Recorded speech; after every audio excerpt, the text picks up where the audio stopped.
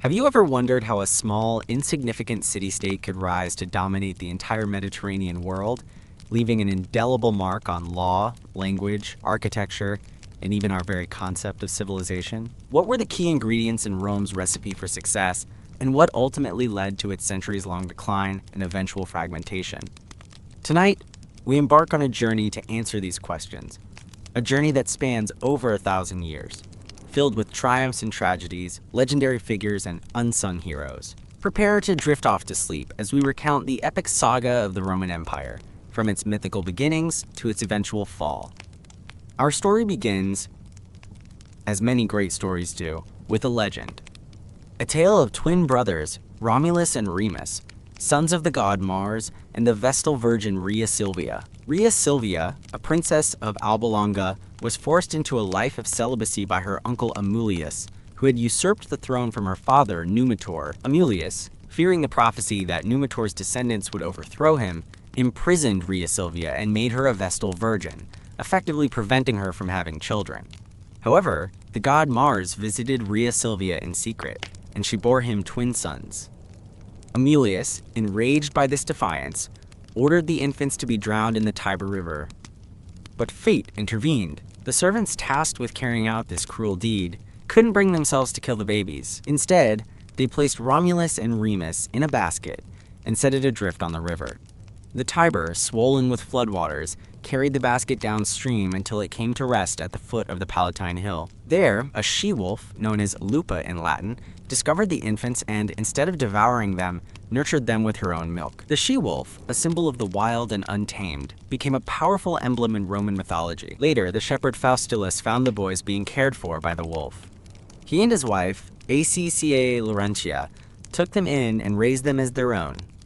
Romulus and Remus grew into strong and courageous young men, unaware of their royal lineage. They became leaders among the local shepherds, known for their justice and bravery. One day, a dispute arose between the shepherds of Numitor and those of Amulius, leading to Remus's capture and imprisonment. Faustulus, realizing the truth about the boys' origins, revealed their identity to Romulus. Together, Romulus and Remus rallied the local shepherds and led a rebellion against Amulius. They stormed Alba Longa, killed the usurper, and restored their grandfather Numitor to the throne. With Alba Longa once again under Numitor's rule, Romulus and Remus decided to found their own city. They chose a location near the spot where they had been rescued by the she-wolf, the Palatine Hill. However, the brothers couldn't agree on which hill to build the city upon. Romulus favored the Palatine, while Remus preferred the Aventine. To settle the dispute, they agreed to consult the gods through augury, a practice of divination involving the interpretation of bird flights. Each brother ascended his chosen hill and waited for a sign from the heavens. Remus claimed to have seen 6 vultures first, but Romulus later declared that he had seen 12. Romulus argued that the number of birds was more significant, while Remus maintained that seeing them first was more important. The disagreement escalated into a heated argument, and in a fit of rage, Romulus killed Remus. Thus, Romulus became the sole founder and first king of Rome in 753 BC, according to tradition. This city was named after him, and the Palatine Hill became its heart. This fratricidal act, a dark stain on Rome's foundation, served as a stark reminder of the violence and ambition that would shape the city's destiny. Romulus, now the undisputed leader, set about building his city. He established laws, organized the population, and fortified the Palatine Hill. However, Rome faced a significant problem: a severe shortage of women. The surrounding communities, wary of the upstart city, refused to allow their daughters to marry Roman men. Romulus, ever the pragmatist, devised a cunning plan to address this demographic imbalance. He organized a grand festival, inviting the neighboring Sabine tribes to celebrate the Consualalia, a festival dedicated to the god Consus, protector of the harvest. The Sabines, eager to participate in the festivities and showcase their own traditions, arrived in large numbers, bringing their wives and daughters with them. As the festival reached its climax, Romulus gave a prearranged signal. At that moment, the Roman men, on cue, seized the Sabine women and carried them off, back to Rome. This infamous event, known as the Rape of the Sabine Women, shocked the surrounding communities and ignited a fierce war between Rome and the Sabines. The Sabine king, Titus Tatius, led his forces against Rome, determined to avenge the abduction of his people. The Romans, though outnumbered, fought bravely to defend their city. The battle raged for days, with neither side gaining a decisive advantage. The fighting was particularly fierce around the Capitoline Hill, which the Sabines eventually managed to capture thanks to the treachery of Tarpeia, a Roman maiden who opened the gates to them in exchange for what she thought would be their gold bracelets. However, the Sabines, disgusted by her betrayal, crushed her to death with their shields, a punishment that became known as the Tarpeian Rock, a cliff from which traitors were thrown to their deaths. The war between the Romans and the Sabines seemed destined to continue indefinitely, until the Sabine women themselves intervened. Having been forcibly integrated into Roman society, they had begun to form bonds with their Roman husbands and bear them children. Torn between loyalty to their families and their former tribes, they bravely stepped onto the battlefield, pleading with both sides to lay down their arms and make peace. Their pleas resonated with both Romulus and Titus Tahius, who recognized the futility of further bloodshed. They agreed to a truce, and eventually to a unification of their peoples. Rome and the Sabine territories merged into a single kingdom, with Romulus and Titus Tatius ruling jointly. This union brought an influx of new people and resources to Rome, further strengthening its position in the region. For several years, Romulus and Titus Tatius ruled together in harmony. However, this period of peace was short-lived. According to legend, Titus Tatius was killed during a riot in Lavinium, a nearby city, leaving Romulus as the sole king of Rome once again. Romulus continued to rule Rome for many years, establishing its political and social institutions. He divided the population into patricians, the aristocratic class, and plebeians, the commoners. He also established the Roman Senate, a council of elders that advised the king and played a crucial role in shaping Roman policy. After a reign of nearly 40 years, Romulus mysteriously disappeared. According to one account, he was taken up to heaven in a whirlwind during a military review. Others claimed that he was assassinated by disgruntled senators who resented his autocratic rule. Regardless of the circumstances surrounding his death, Romulus was deified after his passing, becoming the god Quirinus, a protector of the Roman state. Following the death of Romulus, Rome entered a period of interregnum, a time when the throne was vacant and the Senate ruled in his stead. Eventually, the Senate elected Numa Pompilius, a Sabine known for his wisdom and piety, as the second king of Rome. Numa Pompilius, unlike Romulus, was not a warrior. He was a man of peace, dedicated to establishing religious and legal institutions that would foster stability and order within the growing city. He is credited with establishing many of Rome's most important religious practices, including the priesthoods, the Vestal Virgins, and the calendar.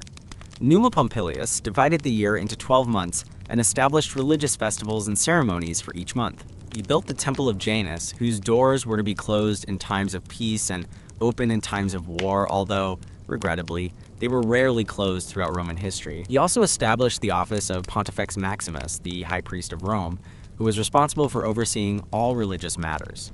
Numa Pompilius also made significant contributions to Roman law.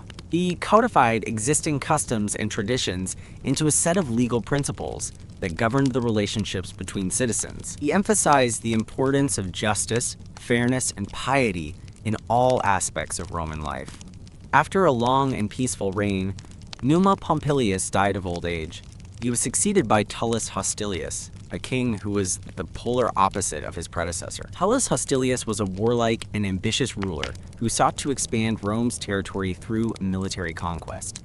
During his reign, Tullus Hostilius waged war against Alba Longa, the mother city of Rome. The conflict between the two cities was resolved through a famous combat between the Horatii, 3 Roman brothers, and the Curiatii, 3 Alban brothers. The Horatii emerged victorious, securing Roman dominance over Alba Longa. However, Alba Longa soon rebelled against Roman rule. Tullus Hostilius brutally suppressed the rebellion, destroying the city and forcing its inhabitants to relocate to Rome. This act solidified Rome's position as the dominant power in the region. Tullus Hostilius also waged war against other neighboring tribes, including the Fidenates and the Veientes. He was a skilled military leader who consistently led his armies to victory. However, his aggressive policies alienated many Romans, who longed for the peace and stability of Numa Pompilius's reign. According to legend, Tullus Hostilius neglected the religious rituals established by Numa Pompilius. As punishment for his impiety, he was struck by lightning and killed, along with his entire household. Following the death of Tullus Hostilius, the Romans elected Ancus Marcius, the grandson of Numa Pompilius, as their fourth king. Ancus Marcius sought to emulate his grandfather, restoring religious practices and promoting peace and justice. However, he was also a pragmatic ruler who recognized the need to defend Rome against its enemies. Ancus Marcius expanded Rome's territory through both diplomacy and military force. He conquered several Latin towns and incorporated their inhabitants into the Roman population. He also built the first bridge across the Tiber River, the Pons Sublicius, which greatly facilitated trade and communication. Ancus Marcius also established the port city of Ostia at the mouth of the Tiber River. Ostia became Rome's primary port, allowing the city to import grain and other essential goods from across the Mediterranean. After a reign of 24 years, Ancus Marcius died of natural causes. He was succeeded by Lucius Tarquinius Priscus, the first Etruscan king of Rome. Lucius Tarquinius Priscus, originally named Lucumo, was a wealthy and ambitious Etruscan who had immigrated to Rome from the city of Tarquinii. He was a skilled politician and military leader who quickly gained influence within Roman society. When Ancus Marcius died, Tarquinius Priscus used his wealth and influence to secure his election as king. He was a popular ruler who implemented a number of important reforms. He increased the size of the Senate, adding many new members from the plebeian class. He also organized the Roman army into centuries, units of 100 men, which became the basis of Roman military organization for centuries to come. Tarquinius Priscus also initiated a number of major building projects, including the construction of the Circus Maximus, a large stadium used for chariot races and other public spectacles, and the Cloaca Maxima, a large sewer system that drained the marshes around the Forum, the center of Roman public life. Tarquinius Priscus's reign was marked by military success. He waged war against the Sabines and other neighboring tribes, expanding Roman territory and increasing its wealth. However, his reign was cut short when he was assassinated by the sons of Ancus Marcius, who resented his usurpation of the throne. Despite his assassination, Tarquinius Priscus's legacy lived on. He had transformed Rome from a small city-state into a major power in the region. His reforms laid the foundation for Rome's future growth and expansion. Following the death of Tarquinius Priscus, his son-in-law, Servius Tullius, seized the throne. Servius Tullius was a wise and just ruler who implemented a number of important social and political reforms. Servius Tullius is best known for his census, a systematic enumeration of the Roman population and their property. The census allowed him to divide the population into classes based on their wealth and to assign them military and civic duties accordingly. This system, known as the Servian Constitution, ensured that all citizens contributed to the defense and prosperity of the state. Servius Tullius also expanded the boundaries of Rome, incorporating several new hills into the city. He built a new city wall, known as the Servian Wall, to protect the expanded city. He also constructed a temple to Diana on the Aventine Hill, which became a center of worship for the plebeian class. Servius Tullius's reforms were popular with the plebeians, but they were opposed by the patricians, who feared that they would lose their power and privileges. Eventually, a conspiracy was hatched against him by his own daughter, Tullia Minor, and her husband, Lucius Tarquinius Superbus, the son of Tarquinius Priscus. Tullia Minor, driven by ambition and a thirst for power, convinced her husband to overthrow her father. Lucius Tarquinius Superbus led a group of armed men to the Senate and declared himself king. Servius Tullius, attempting to quell the unrest, was murdered by Tarquinius's henchmen. Tullia Minor, in a gruesome display of ruthlessness, drove her chariot over her father's body, staining herself in his blood. This act of patricide shocked the Roman people and further fueled their hatred of the Tarquin family. Lucius Tarquinius Superbus, known as Tarquin the Proud, became the seventh and final king of Rome. He ruled as a tyrant, disregarding the Senate and oppressing the plebeians. He used violence and intimidation to maintain his power, executing or exiling anyone who dared to oppose him. Tarquin the Proud continued the building projects initiated by his predecessors, but he forced the plebeians to work on them without pay. He drained the Pontine Marshes, a vast swamp south of Rome, but he did so at the expense of the people's well-being. Tarquin the Proud's tyrannical rule alienated the Roman people and led to widespread discontent. His arrogance and cruelty ultimately proved to be his undoing. The final straw came when his son, Sextus Tarquinius, raped Lucretia, a virtuous and noble Roman woman. Lucretia, unable to bear the shame of her violation, committed suicide after revealing the crime to her husband, Collatinus, and her kinsmen, including Lucius Junius Brutus. Brutus, a close friend of the royal family who had feigned stupidity to avoid being targeted by Tarquin, seized the opportunity to rally the Roman people against the king. Brutus, along with Collatinus and other prominent Romans, led a rebellion that overthrew Tarquin the Proud and expelled him and his family from Rome.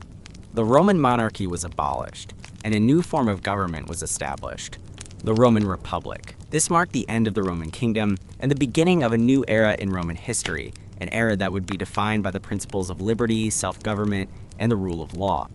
And with that dramatic event, we pause our story for tonight. Sleep well. The overthrow of Tarquin the Proud and the establishment of the Roman Republic was a watershed moment in Roman history. It marked a decisive break from the autocratic rule of the kings and ushered in an era of self-governance, at least in theory, where power was vested in the hands of the citizens, or rather, a select group of them. However, the transition from monarchy to republic was not a smooth one. The early years of the republic were marked by internal strife, external threats, and a constant struggle for power between the patricians, the aristocratic class, and the plebeians, the commoners. The newly formed republic was headed by two consuls, elected annually by the citizens. These consuls held supreme executive power, commanding the army, administering justice, and presiding over the Senate. The Senate, composed of wealthy and influential patricians, served as an advisory body to the consuls and played a crucial role in shaping Roman policy. While the consuls and the Senate were responsible for governing the republic, the plebeians had little say in the decision-making process. They were excluded from holding high office and were often subjected to unfair treatment by the patricians. This inequality led to growing resentment among the plebeians, who demanded greater political rights and economic opportunities. One of the first major challenges facing the Republic was the threat posed by the Etruscans, who sought to restore Tarquin the Proud to the throne. Tarquin, exiled from Rome, appealed to the Etruscan cities for assistance. Lars Porsena, the king of Clusium, a powerful Etruscan city, answered Tarquin's call and led an army against Rome. The Etruscan army besieged Rome, threatening to capture the city and reinstate Tarquin as king. The Romans, though outnumbered, bravely defended their city. Several heroic figures emerged during the siege, including Horatius Cocles, who single-handedly defended the Pons Sublicius, preventing the Etruscans from crossing the Tiber River. Another notable figure was Gaius Mucius Scaevola, who infiltrated the Etruscan camp with the intention of assassinating Lars Porsena. However, he mistakenly killed Porsena's scribe. When captured, Scaevola boldly declared his intention to kill Porsena, and demonstrated his courage by thrusting his right hand into a fire, without flinching. Impressed by Scaevola's bravery, Porsena released him and eventually agreed to negotiate a peace treaty with the Romans. Although the Etruscan threat was eventually neutralized, the Republic continued to face numerous challenges. The plebeians, dissatisfied with their lack of political representation, repeatedly threatened to secede from Rome, withdrawing their labor and military service, which would cripple the Republic. This threat, known as the Conflict of the Orders, was a recurring feature of the early Republic. To address the plebeian grievances, the patricians eventually made a series of concessions. In 494 BC, the plebeians were granted the right to elect their own officials, known as tribunes of the plebs. The tribunes had the power to veto acts of the Senate, and the consuls that they deemed harmful to the plebeian interests. This was a significant victory for the plebeians, giving them a voice in the government for the first time. Another important concession was the codification of Roman law. Prior to this, the laws were unwritten and were interpreted by the patrician judges, often to the disadvantage of the plebeians. In 450 BC, a commission of 10 men known as the Decemviri was appointed to write down the laws. The resulting code, known as the 12 Tables, was publicly displayed in the Roman Forum, ensuring that all citizens had access to the law.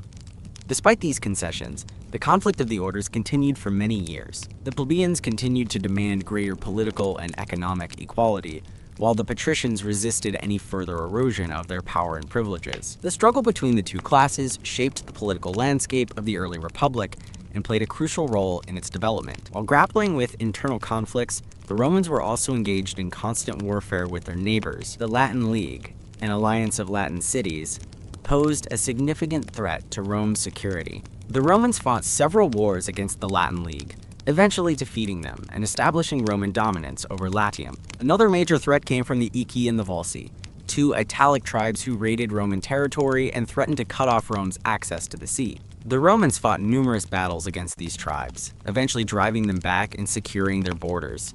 One of the most famous episodes in the early Republic was the story of Cincinnatus, a Roman farmer who was appointed dictator, a temporary position of absolute power, to lead the Roman army against the Aequi. Cincinnatus quickly defeated the Aequi and returned to his farm, relinquishing his power after only 16 days. Cincinnatus became a symbol of Roman virtue, simplicity, and civic duty. As Rome expanded its territory and influence, it began to come into conflict with other major powers in the Mediterranean world. One of the most formidable of these powers was the city-state of Veii, an Etruscan city located just a few miles north of Rome. Veii was a wealthy and powerful city that posed a constant threat to Rome's security. The Romans and the Veientes fought several wars against each other, but none was decisive. In 406 BC, the Romans launched a siege of Veii that lasted for 10 years. The siege was a long and arduous affair, but the Romans were determined to capture the city.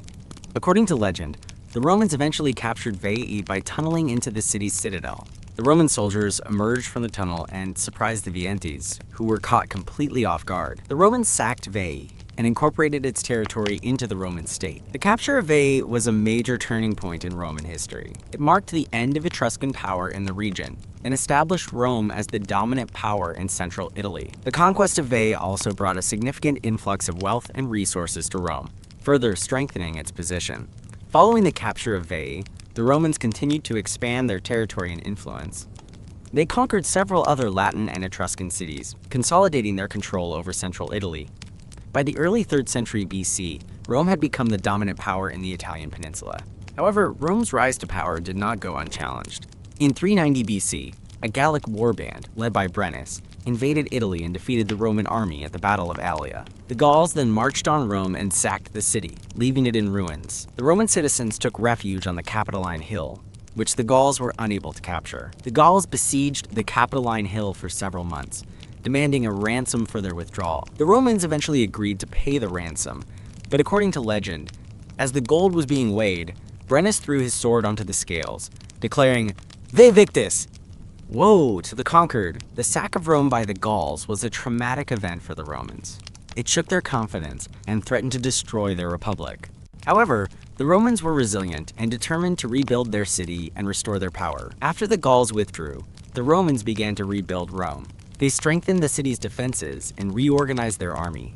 They also formed alliances with other Italian cities, creating a network of mutual support. In the years that followed, the Romans fought several wars against the Gauls and other neighboring tribes. They gradually pushed back the Gauls and secured their borders. By the mid-3rd century BC, Rome had recovered from the sack of the city and had once again become the dominant power in Italy. The Samnite Wars, a series of conflicts fought between Rome and the Samnite tribes of southern Italy, tested the Republic's resilience and military prowess. These wars, spanning several decades, were brutal and costly, but they ultimately resulted in Roman dominance over the entire Italian peninsula. The First Samnite War was triggered by Roman intervention, in a conflict between the Samnites and the Campanians, inhabitants of the rich region around Naples. The Romans, seeking to protect their allies and expand their influence, intervened on behalf of the Campanians. The war was long and difficult, but the Romans eventually emerged victorious, forcing the Samnites to cede territory and acknowledge Roman supremacy. The Second Samnite War was even more challenging for the Romans. The Samnites, determined to resist Roman expansion, formed a powerful coalition with other Italic tribes, including the Etruscans, the Umbrians, and the Gauls. The Romans suffered several defeats in the early stages of the war, including a humiliating loss at the Caudine Forks, where the Samnites trapped a Roman army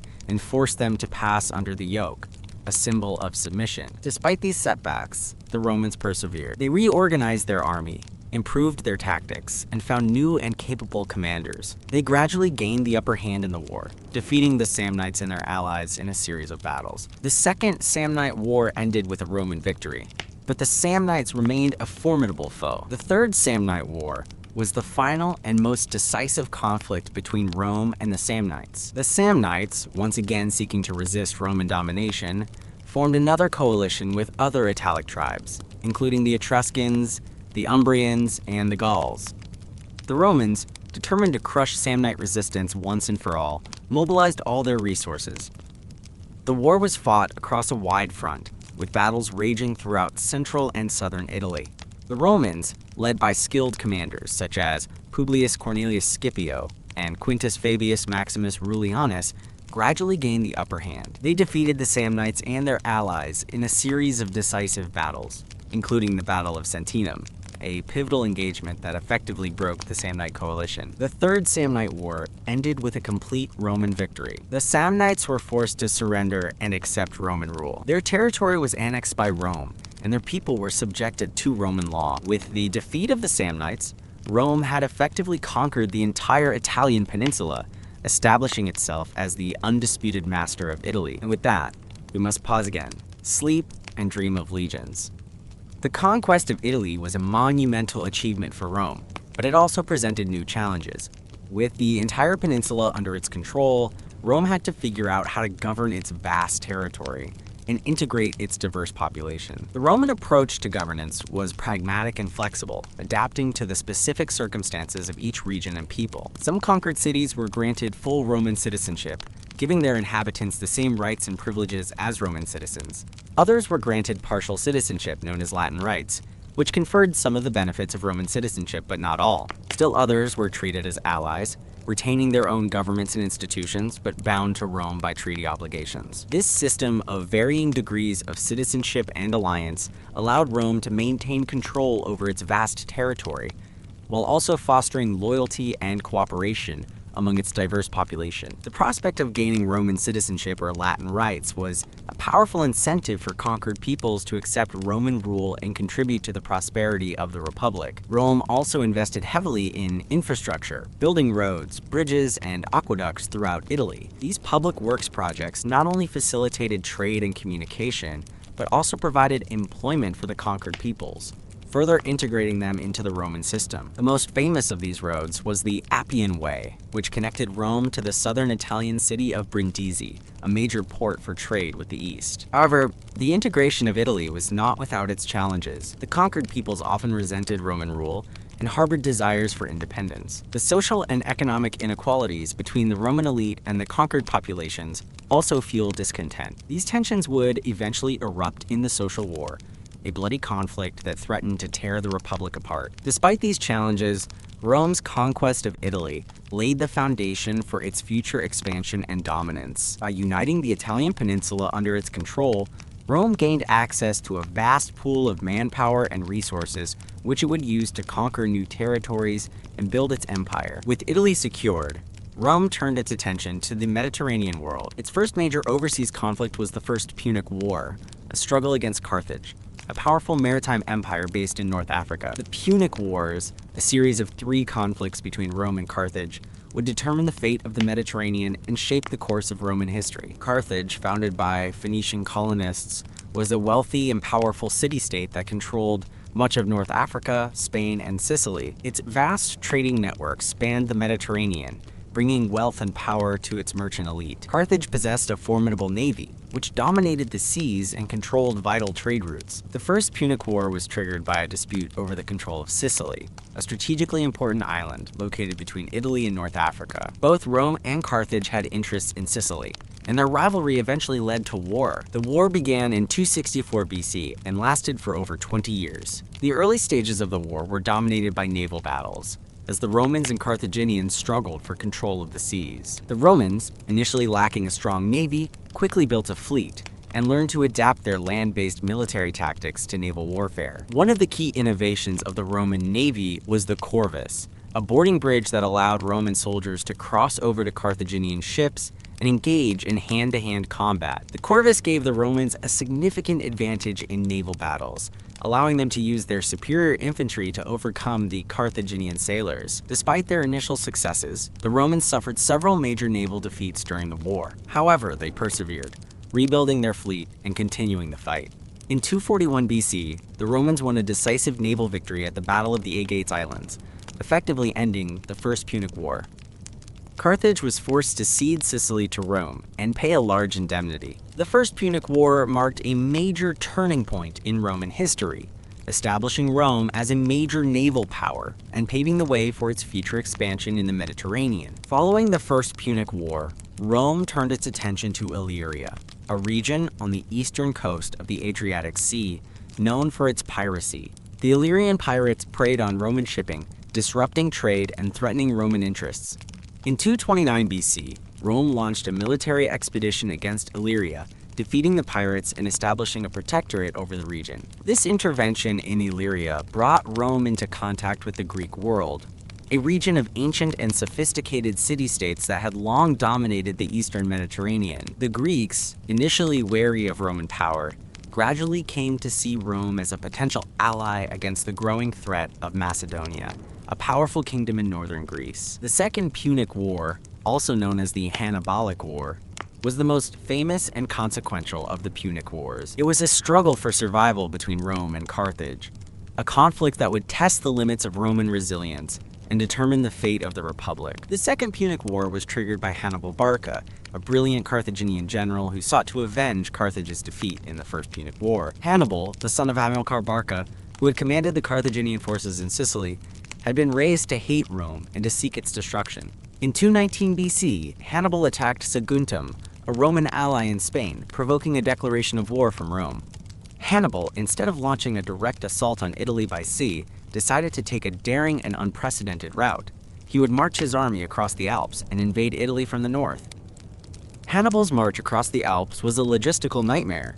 His army, consisting of tens of thousands of soldiers, horses, and elephants, faced treacherous terrain, harsh weather conditions, and hostile tribes. Despite these challenges, Hannibal managed to cross the Alps with a significant portion of his army intact. Hannibal's arrival in Italy caught the Romans completely by surprise. They had expected him to attack by sea and were unprepared for an invasion from the north. Hannibal quickly won a series of stunning victories against the Roman armies, including the battles of Trebia, Lake Trasimene, and Cannae. The Battle of Cannae, fought in 216 BC, was one of the most devastating defeats in Roman history. Hannibal's army annihilated a much larger Roman force, killing tens of thousands of Roman soldiers. The defeat at Cannae sent shockwaves through Rome, threatening to break the Republic's spirit. Despite these setbacks, the Romans refused to surrender. They adopted a strategy of attrition, avoiding direct confrontations with Hannibal's army and gradually wearing down his forces. They also launched counteroffensives in Spain, where they captured several Carthaginian strongholds. One of the key figures in the Roman effort to defeat Hannibal was Publius Cornelius Scipio, later known as Scipio Africanus. Scipio, a young and ambitious general, recognized that the key to defeating Hannibal was to attack Carthage's power base in Spain. In 210 BC, Scipio led an army to Spain and began a campaign to conquer Carthaginian territory. He won a series of victories against the Carthaginian forces, eventually capturing New Carthage, the main Carthaginian base in Spain. With Spain under Roman control, Scipio turned his attention to North Africa.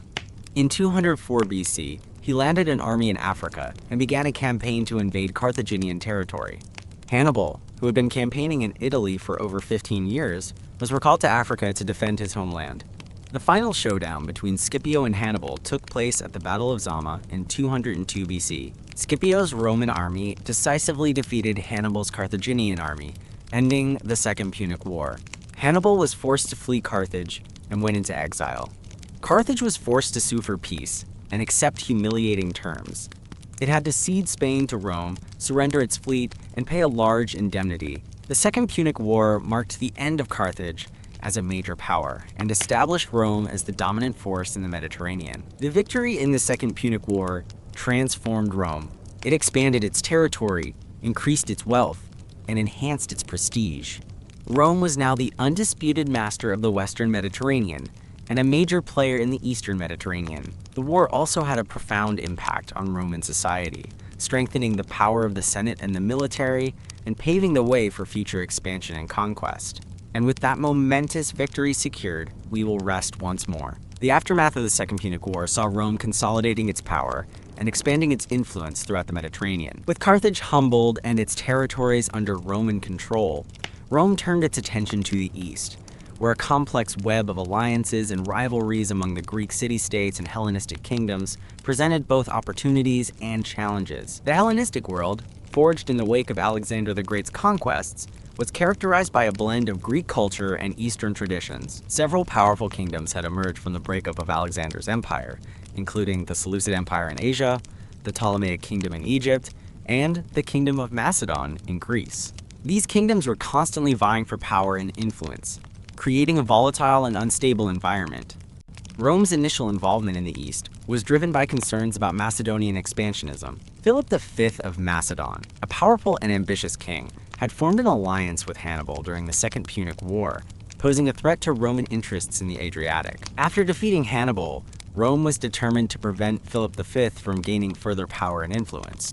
In 200 BC, Rome declared war on Macedon, launching the Second Macedonian War. The war was fought primarily in Greece, with Roman legions clashing against Macedonian phalanxes. The Romans, employing their flexible and adaptable military tactics, eventually gained the upper hand. In 197 BC, the Roman army, led by Titus Quinctius Flamininus, won a decisive victory against Philip V at the Battle of Cynocephalae. The battle marked the end of Macedonian dominance in Greece and established Rome as the dominant power in the region. After defeating Philip V, Flamininus declared the freedom of the Greek city-states at the Isthmian Games in Corinth. This declaration was met with great enthusiasm by the Greeks, who hailed Flamininus as a liberator. However, Rome's motives were not entirely altruistic. By declaring the freedom of the Greek city-states, Rome sought to weaken Macedon and create a buffer zone against future Macedonian aggression. Despite declaring the freedom of the Greek city-states,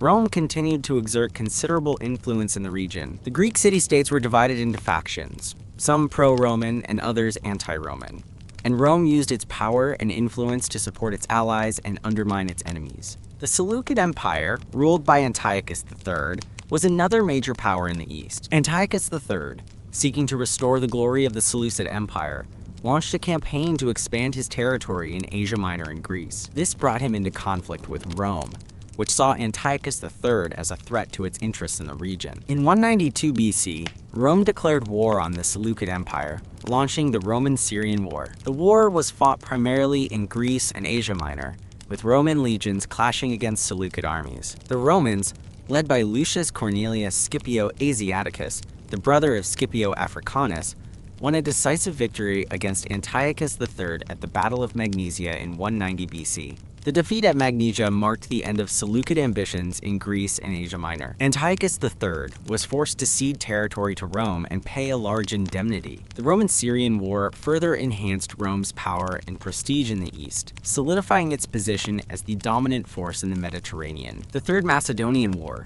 fought between 171 BC and 168 BC, was triggered by Perseus of Macedon, the son of Philip V, who sought to restore Macedonian power and independence. Perseus, a capable and ambitious king, built up a strong army and challenged Roman authority in Greece. The Romans, initially underestimating Perseus's capabilities, suffered several setbacks in the early stages of the war. However, they eventually appointed Lucius Aemilius Paulus as commander, a veteran general who had served with distinction in previous campaigns. Paulus reorganized the Roman army and implemented new tactics. In 168 BC, he won a decisive victory against Perseus at the Battle of Pydna. The battle marked the end of the Macedonian kingdom, which was divided into 4 Roman client republics. The Fourth Macedonian War, fought between 150 BC and 148 BC, was a brief but brutal conflict that resulted in the complete annexation of Macedon by Rome.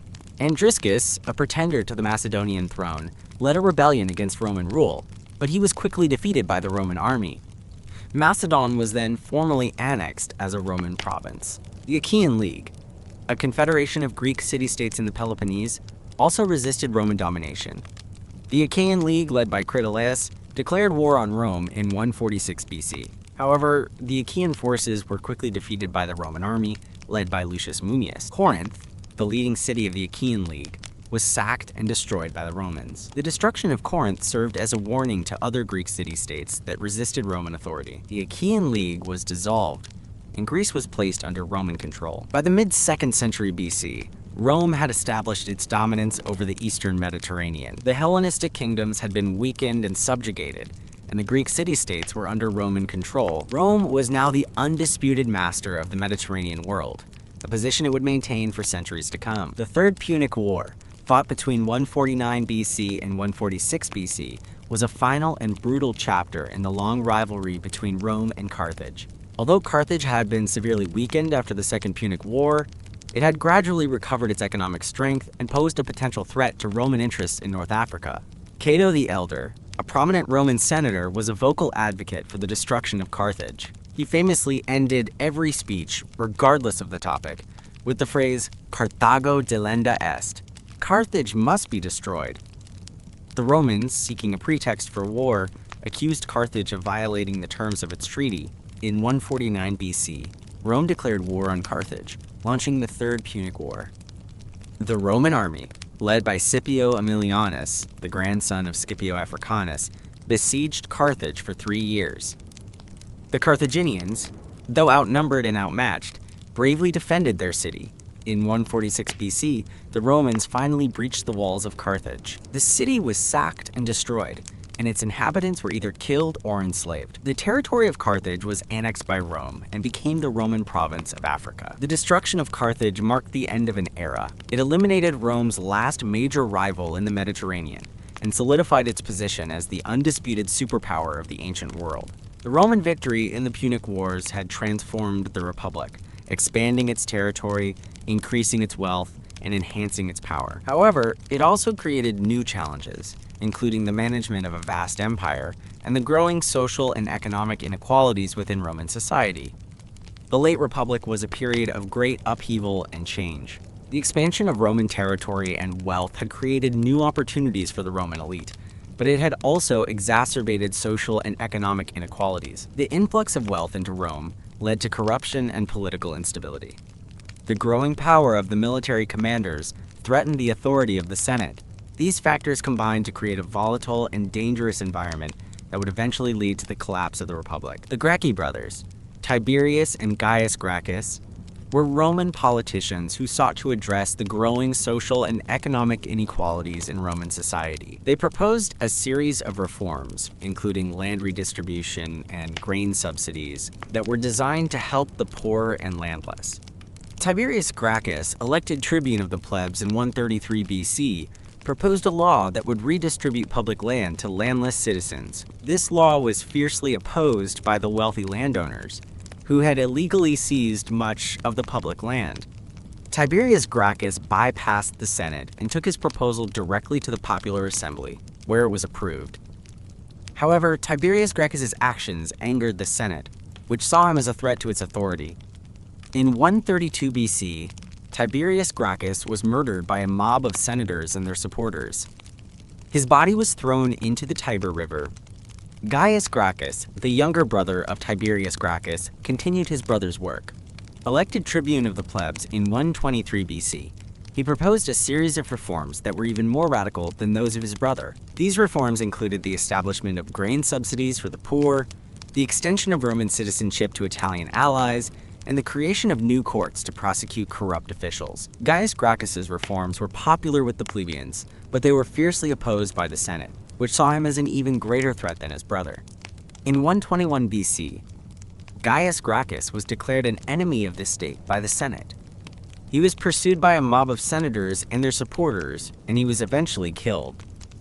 His supporters were also massacred. The deaths of the Gracchi brothers marked a turning point in Roman history. They demonstrated the growing social and political tensions within the Republic and the willingness of the elite to use violence to suppress dissent. The Gracchi brothers became symbols of popular resistance to the power of the Senate, and their legacy would inspire future generations of Roman reformers. Following the deaths of the Gracchi brothers, Roman politics became increasingly polarized. The Optimates, representing the interests of the wealthy elite, clashed with the Populares, representing the interests of the common people. The Senate, dominated by the Optimates, sought to maintain its power and privileges, while the Populares sought to expand the rights and opportunities of the plebeians. The Jugurthine War, fought between 112 BC and 106 BC, was a conflict between Rome and Jugurtha, the king of Numidia, a kingdom in North Africa. Jugurtha had seized power in Numidia through violence and corruption, and he had defied Roman authority.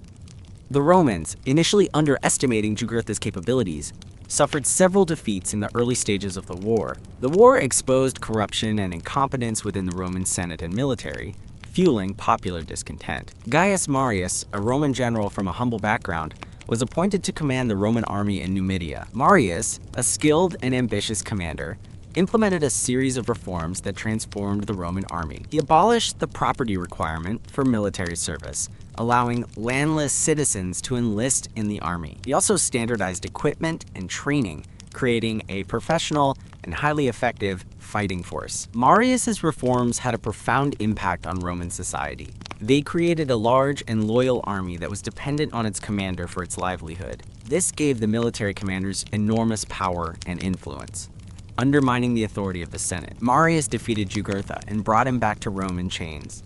Jugurtha was executed, and Numidia was divided into Roman client states.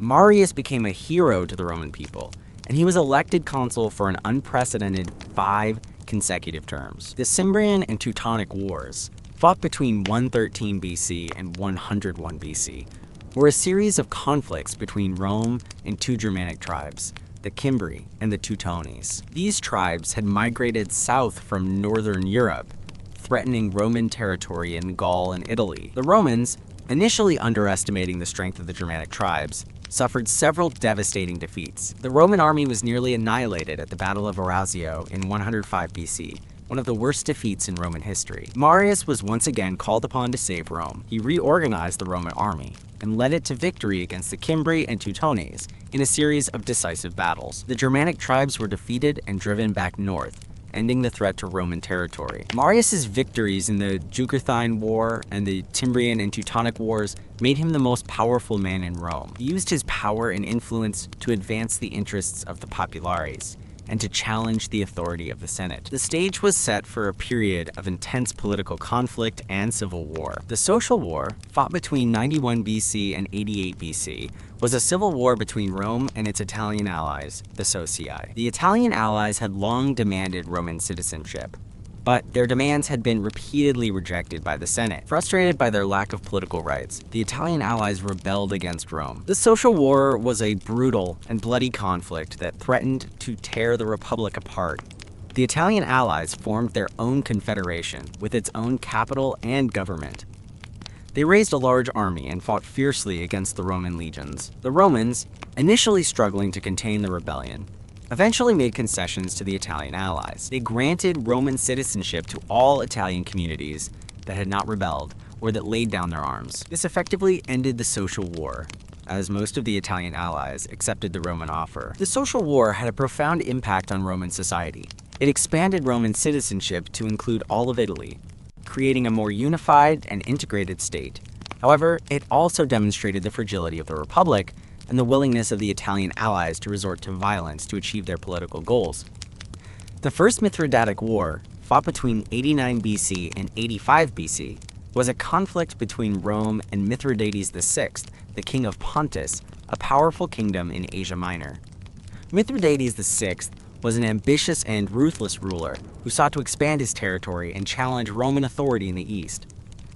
Mithridates VI invaded Roman territory in Asia Minor and massacred thousands of Roman citizens and Italian merchants. This act of aggression provoked a declaration of war from Rome.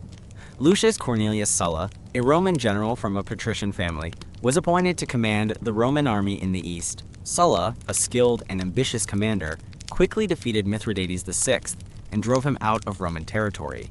However, Sulla's campaign in the east was interrupted by political turmoil in Rome. The Populares, led by Gaius Marius, had seized control of the city and declared Sulla an enemy of the state. Sulla, defying the Senate, marched his army on Rome and seized control of the city. Sulla's march on Rome was a watershed moment in Roman history. It demonstrated the willingness of Roman generals to use their armies to achieve their political goals. It also marked the beginning of a period of civil war and political violence that would eventually lead to the collapse of the Republic. Sulla, after securing his power in Rome, returned to the east to continue the war against Mithridates VI. He forced Mithridates VI to sue for peace and accept humiliating terms. Mithridates VI had to cede territory to Rome and pay a large indemnity. Sulla returned to Rome in 82 BC and was appointed dictator for life. He used his power to restore the authority of the Senate and to suppress the populares. He proscribed thousands of his political enemies, confiscating their property and executing them. Sulla's dictatorship was a period of terror and violence. He overturned many of the reforms of the Gracchi brothers and Gaius Marius, restoring the power and privileges of the wealthy elite. He resigned his dictatorship in 79 BC and died a year later. Sulla's actions had a lasting impact on Roman society. He strengthened the power of the Senate, but he also demonstrated the dangers of military dictatorship. His example would inspire future Roman generals to use their armies to seize power. The Spartacus Rebellion, also known as the Third Servile War, was a slave revolt that occurred between 73 BC and 71 BC. Spartacus, a Thracian gladiator, led a rebellion of slaves against the Roman Republic. The Spartacus Rebellion began in Capua, a city in southern Italy, where Spartacus and a group of gladiators escaped from their training school. They quickly gathered a large following of slaves and other disaffected people. The Spartacus Rebellion spread throughout southern Italy, threatening Roman authority. The slave army defeated several Roman armies, plundering and pillaging the countryside. The Romans, initially underestimating the threat posed by the Spartacus Rebellion, eventually mobilized a large army to crush the revolt. Marcus Licinius Crassus, a wealthy and ambitious Roman general, was appointed to command the Roman forces. Crassus defeated Spartacus in a series of battles. Spartacus was killed in battle, and his followers were either killed or crucified. The Spartacus Rebellion was brutally suppressed, but it demonstrated the potential for slave revolts to destabilize Roman society. The rise of Pompey the Great and Julius Caesar marked a new phase in the decline of the Roman Republic. Pompey and Caesar were both ambitious and charismatic generals who sought to use their military power to achieve their political goals. Pompey the Great, a protege of Sulla, had achieved military success in Spain and the East. He had defeated the pirates who had been plaguing the Mediterranean and had conquered new territories in Asia Minor and Syria. Julius Caesar, a member of a patrician family, had achieved military success in Gaul, conquering the region and expanding Roman territory. He was a skilled politician and orator, and he enjoyed great popularity with the Roman people. Pompey and Caesar, along with Marcus Licinius Crassus, formed a political alliance known as the First Triumvirate. The Triumvirate was a secret agreement among the three men to share power and control the Roman state. The First Triumvirate dominated Roman politics for several years.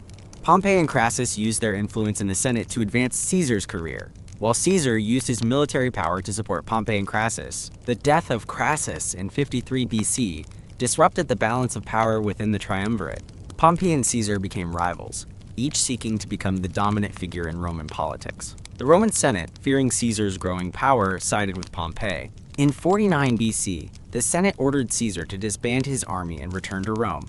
Caesar, defying the Senate, crossed the Rubicon River with his army, an act of treason that marked the beginning of a civil war. The Roman Civil War, fought between 49 BC and 45 BC, was a conflict between Julius Caesar and Pompey the Great for control of the Roman Republic. The war was fought throughout the Roman world, with battles raging in Italy, Greece, Spain, and Africa. Caesar, a brilliant military strategist, won a series of decisive victories against Pompey's forces. Pompey was eventually defeated at the Battle of Pharsalus in 48 BC. He fled to Egypt, where he was assassinated. After defeating Pompey, Caesar returned to Rome and was appointed dictator for life. He implemented a series of reforms designed to strengthen the central government and to alleviate the economic problems of the poor. Caesar's reforms were popular with the Roman people, but they angered the Senate, which saw him as a tyrant. A group of senators, led by Marcus Junius Brutus and Gaius Cassius Longinus, conspired to assassinate Caesar. On March 15, 44 BC, Caesar was assassinated in the Senate.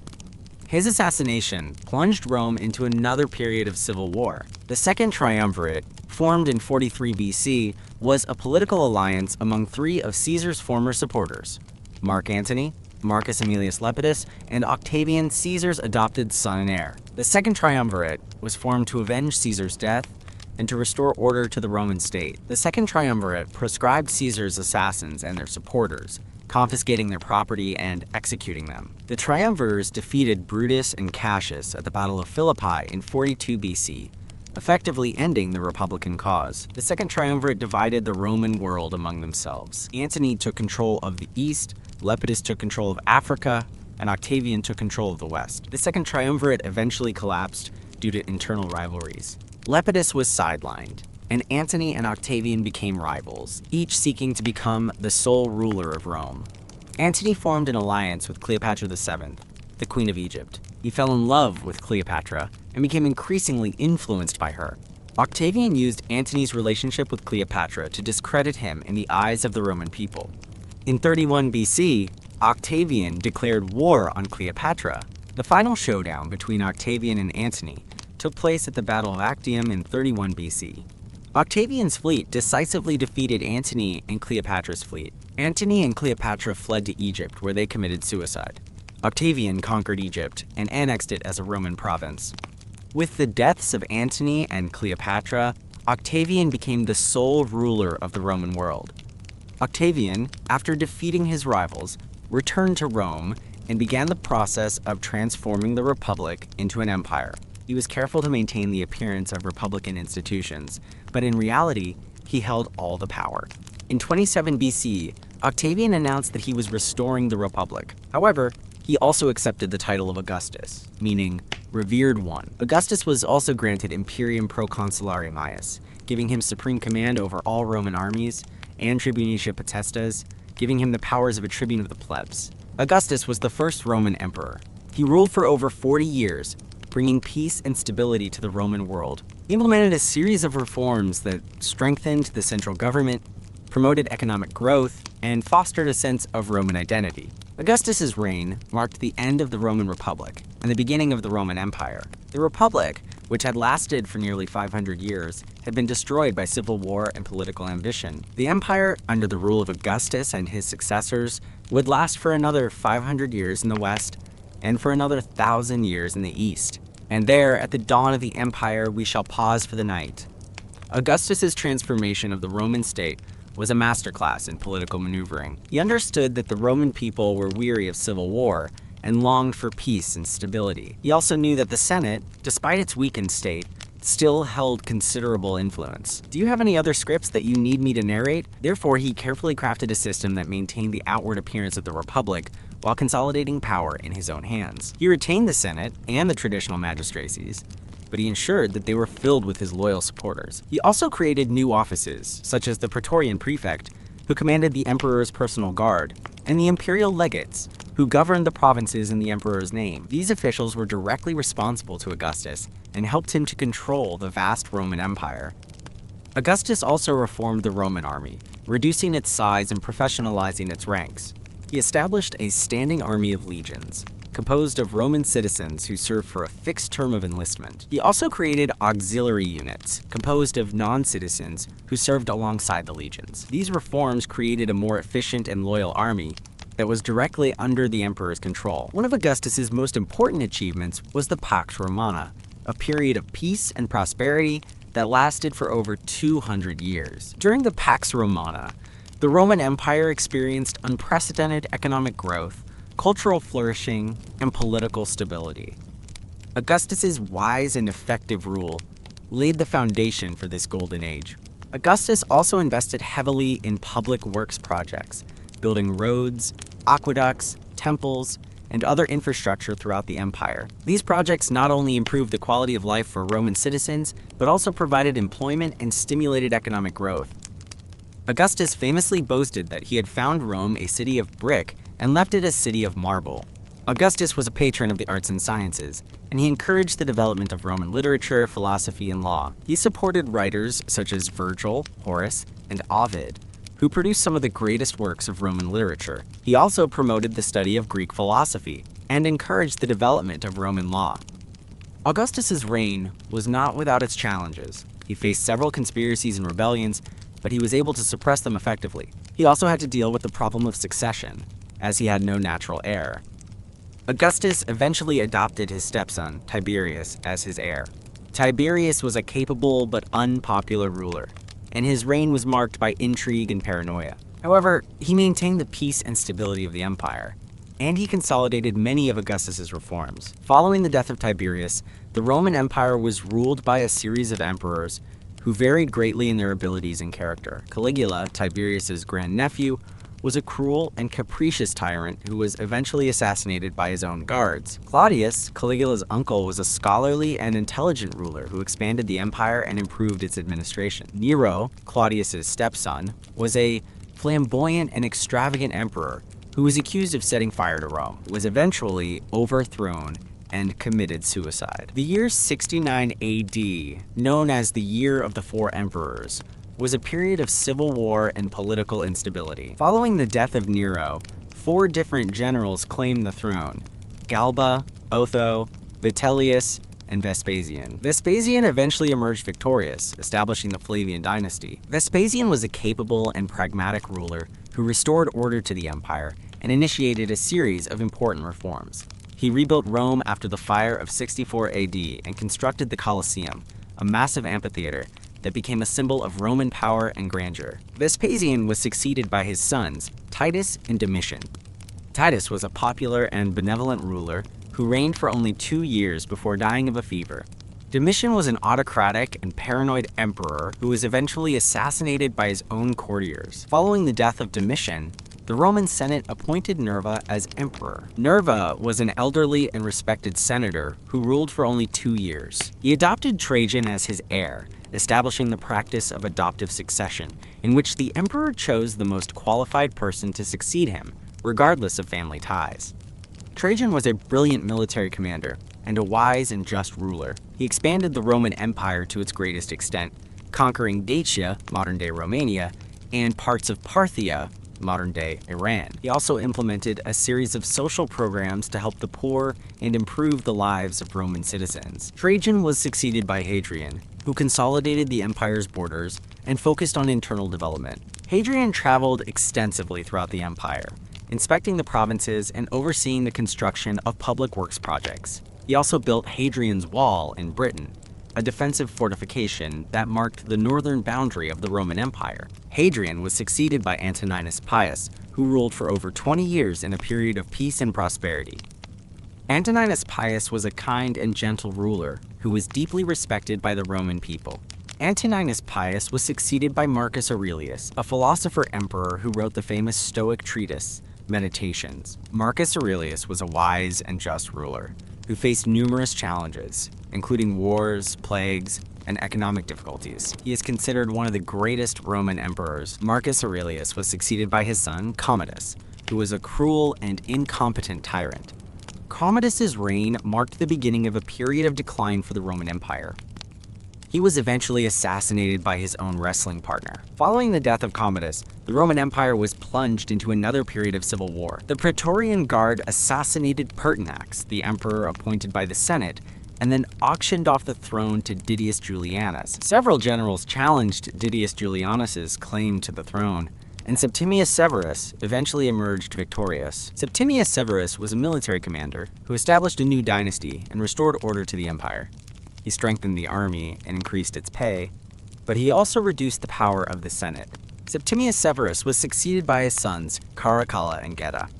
Caracalla murdered Geta and ruled as sole emperor. He is best known for granting Roman citizenship to all free inhabitants of the empire with the Constitutio Antoniniana, ostensibly to increase tax revenue. Caracalla was assassinated, and the Roman Empire was plunged into another period of instability. The Severan dynasty eventually collapsed, and the empire was once again torn apart by civil war. The crisis of the 3rd century was a period of political instability, economic decline, and military crisis that nearly destroyed the Roman Empire. During this period, the empire was plagued by civil wars, barbarian invasions, and economic problems. The Roman army was constantly fighting on multiple fronts, defending the empire against barbarian incursions from the north and east. The economy was in shambles, with inflation rampant and trade disrupted. The political system was corrupt and ineffective, with emperors rising and falling at an alarming rate. The crisis of the 3rd century saw the rise of numerous usurpers and breakaway states. The Gallic Empire, consisting of Gaul, Britain, and Spain, seceded from the Roman Empire for several years. The Palmyrene Empire, based in Syria, also seceded from the Roman Empire for a time. The Roman Empire was on the verge of collapse. However, a series of strong emperors, including Diocletian and Constantine, managed to restore order and save the empire. Diocletian, who came to power in 284 AD, implemented a series of radical reforms that transformed the Roman Empire. He divided the empire into 2 halves, the Western Roman Empire and the Eastern Roman Empire, each ruled by an emperor. He also established the Tetrarchy, a system of 4 rulers, 2 senior emperors, Augusti, and 2 junior emperors, Caesars, who who would share power and eventually succeed the senior emperors. Diocletian's reforms stabilized the empire and allowed it to survive the crisis of the 3rd century. However, the Tetrarchy eventually collapsed into civil war. Constantine, who came to power in 306 AD, emerged victorious from the civil wars that followed the collapse of the Tetrarchy. He reunited the Roman Empire and implemented a series of important reforms. Constantine is best known for legalizing Christianity in the Roman Empire with the Edict of Milan in 313 AD. He also convened the Council of Nicaea in 325 AD, which established the basic doctrines of Christian theology. Constantine also moved the capital of the Roman Empire from Rome to Byzantium, which he renamed Constantinople. Constantinople became the center of the Eastern Roman Empire, which would survive for another 1,000 years after the fall of the Western Roman Empire. Following the death of Constantine, the Roman Empire was once again divided among his sons. The empire was reunited under Theodosius I, who made Christianity the official religion of the Roman Empire. Theodosius I was the last emperor to rule over a united Roman Empire. Following his death in 395 AD, the empire was permanently divided into the Western Roman Empire and the Eastern Roman Empire. The two empires would follow separate paths, with the Western Roman Empire eventually collapsing under the weight of barbarian invasions and internal problems, while the Eastern Roman Empire, also known as the Byzantine Empire, would continue to thrive for centuries. The Western Roman Empire faced increasing pressure from barbarian tribes, including the Visigoths, the Vandals, the Huns, and the Ostrogoths. These tribes, driven by population pressures and the search for new lands, invaded Roman territory, plundering and pillaging the countryside. The Roman army, weakened by internal divisions and economic problems, was unable to effectively defend the empire against these invasions. The Visigoths sacked Rome in 410 AD, a devastating blow to Roman prestige. The Vandals established a kingdom in North Africa, from which they raided Roman territory and disrupted trade. The Huns, led by Attila, invaded Gaul and Italy, causing widespread destruction. In 476 AD, the last Western Roman emperor, Romulus Augustulus, was deposed by Odoacer, a barbarian general.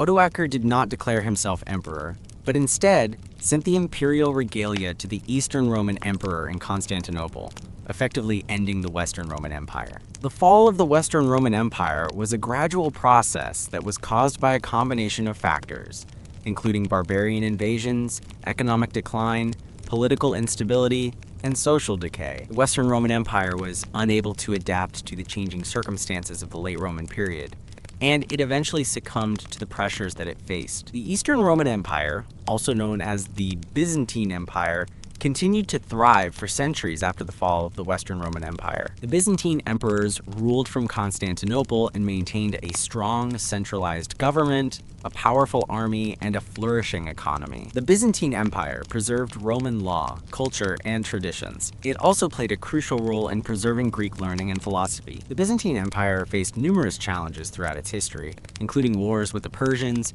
the Arabs, the Bulgarians, and the Turks. However, it managed to survive for over 1,000 years. The Byzantine Empire eventually fell to the Ottoman Turks in 1453 AD, when Constantinople was captured. The fall of Constantinople marked the end of the Byzantine Empire and the end of the Roman legacy in the East. The legacy of the Roman Empire is immense and enduring. Roman law, language, culture, and institutions have had a profound impact on Western civilization. Roman law forms the basis of many legal systems in Europe and around the world. The Romance languages, including Italian, French, Spanish, Portuguese, and Romanian, are derived from Latin, the language of the Romans. Roman architecture, engineering, and art have inspired countless generations of artists and architects. Roman political institutions, such as the Senate and the Republic, have influenced the development of democratic governments. The Roman Empire's legacy can be seen in many aspects of modern life, from our legal systems to our languages to our political institutions. The story of the Roman Empire is a story of rise and fall, of triumph and tragedy, of glory and decline. It is a story that continues to fascinate and inspire us today. The Roman Empire was one of the greatest civilizations in history, and its legacy will continue to endure for centuries to come. And with that, the story of Rome, from its humble beginnings to its eventual dissolution, has been told. May you sleep soundly, knowing the epic tale of one of history's greatest empires.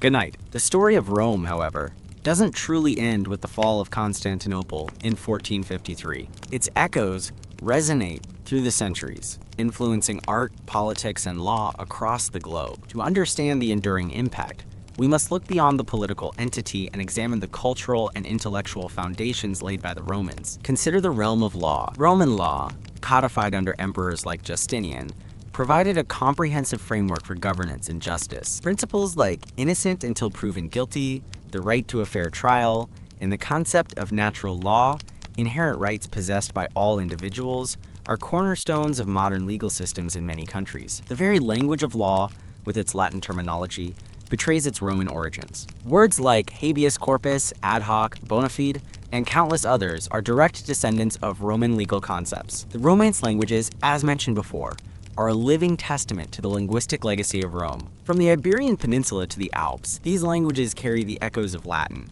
evolving over centuries but retaining their fundamental structure and vocabulary. Even English, though a Germanic language at its core, has absorbed a significant number of Latin words, enriching its vocabulary and adding layers of nuance. Words like exit, area, circus, data, and via are just a few examples of Latin loanwords that have become integral to the English language. Roman engineering and architecture continued to inspire awe and admiration. The aqueducts, roads, and bridges built by the Romans were marvels of engineering, demonstrating their mastery of materials and construction techniques. Many of these structures still stand today, a testament to the durability and ingenuity of Roman engineering. The arch, the vault, and the dome, architectural innovations perfected by the Romans, have been adopted and adapted by architects throughout history. From the Pantheon in Rome to the U.S. Capitol building in Washington, D.C., Roman architectural principles continue to influence the design of buildings around the world. The Roman military also left an indelible mark on military organization and strategy. The Roman legion,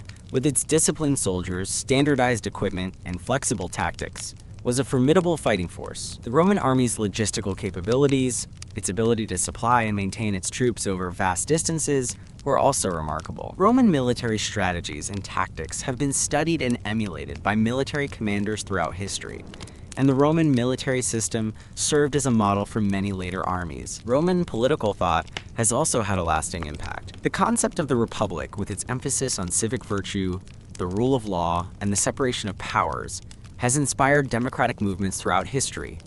The writings of Roman philosophers such as Cicero and Seneca have influenced political thinkers for centuries. The Roman ideal of res publica, the public thing, the idea that government should serve the interests of the people, remains a powerful and enduring ideal. The Renaissance, a period of renewed interest in classical art and literature that began in Italy in the 14th century, was deeply influenced by Roman culture. Renaissance artists and writers looked to Roman models for inspiration, seeking to revive the classical ideals of beauty, harmony, and proportion. Renaissance architects studied Roman ruins and incorporated Roman architectural elements into their buildings. Renaissance scholars rediscovered and translated Roman texts, making them available to a wider audience. The Renaissance was a period of cultural rebirth, and the rediscovery of Roman culture played a crucial role in this rebirth. Even the symbols of Rome continue to resonate in modern society. The eagle, the symbol of Roman power and authority, is used by many countries as a national symbol. The fasces, a bundle of rods bound together with an axe, is a symbol of Roman authority that has been adopted by various political movements throughout history. The SPQR acronym, Senatus Populusque Romanus, the Senate and People of Rome, can still be seen on buildings and monuments in Rome today, a reminder of the city's glorious past. The story of Rome has been told and retold throughout history, inspiring countless works of art, literature, and film. From Shakespeare's plays to Hollywood epics, the Roman Empire has provided a rich source of material for storytellers. The characters of Roman history, such as Julius Caesar, Cleopatra, and Nero, have become iconic figures in Western culture. The events of Roman history, such as the Punic Wars, the Spartacus Rebellion, and the fall of the Western Roman Empire, have been dramatized and reinterpreted in countless ways. The study of Roman history and culture remains a vibrant and important field of academic inquiry. Historians, archaeologists, and other scholars continue to uncover new information about the Roman Empire, shedding light on its achievements and its failures. The study of Rome provides valuable insights into the nature of power, the dynamics of empire, and the complexities of human society. The Roman Empire was not perfect. It was a society built on slavery and conquest. It was often brutal and oppressive, but it was also a society that produced great art, literature, law, and engineering. It was a society that left an enduring legacy that continues to shape our world today.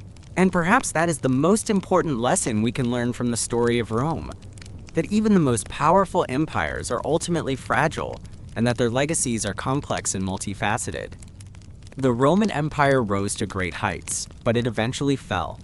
Its story serves as a reminder of the impermanence of power and the importance of learning from the past. So, as you drift off to sleep, remember the legions marching, the aqueducts flowing, the philosophers pondering, and the emperors ruling. Remember the triumphs and the tragedies, the achievements and the failures. Remember the Roman Empire, a civilization that shaped the world and whose echoes can still be heard today. Let the grandeur and the complexities of this ancient civilization fill your dreams, and may you awaken with a deeper appreciation for the enduring power of history. And now, truly good night. But even sleep must eventually end, and so must our exploration of the Roman world. While the political empire fractured and ultimately dissolved in the West, the ideas and institutions it fostered did not simply vanish. They transformed, adapted, and re-emerged in new forms, influencing the development of medieval Europe and beyond. One of the most significant ways the Roman legacy survived was through the Christian Church. As the Western Roman Empire crumbled, the Church stepped into the void, providing stability, order, and a sense of community. The Pope, the Bishop of Rome, became a powerful figure, claiming spiritual authority over all Christians and inheriting some of the administrative functions previously performed by the Roman state. The Church preserved Roman learning and literacy, maintaining schools and libraries that kept classical texts alive. Monks diligently copied manuscripts, ensuring that the wisdom of the ancient world would not be lost. The Church also adapted Roman legal principles to its own canon law, further perpetuating the Roman legal tradition. The Latin language, the language of the Roman Empire, remained the language of the Church, of scholarship, and of diplomacy for centuries. Latin was used in religious services, in legal documents, and in scholarly writings throughout Europe. Even as vernacular languages emerged and gained prominence, Latin continued to be the lingua franca of the educated elite. The Roman concept of universal law and the idea of a unified Christian world, Christendom, provided a framework for political and social organization in medieval Europe. The Holy Roman Empire, established in the 10th century, was an attempt to revive the Roman Empire in the West, although it was a much different entity than its predecessor. The Holy Roman Emperors claimed to be the successors of the Roman emperors, but their authority was often limited and contested by powerful local rulers. The medieval kingdoms that emerged in Western Europe after the fall of Rome were also influenced by Roman institutions and ideas. Kings and nobles often sought to emulate Roman models of governance and administration.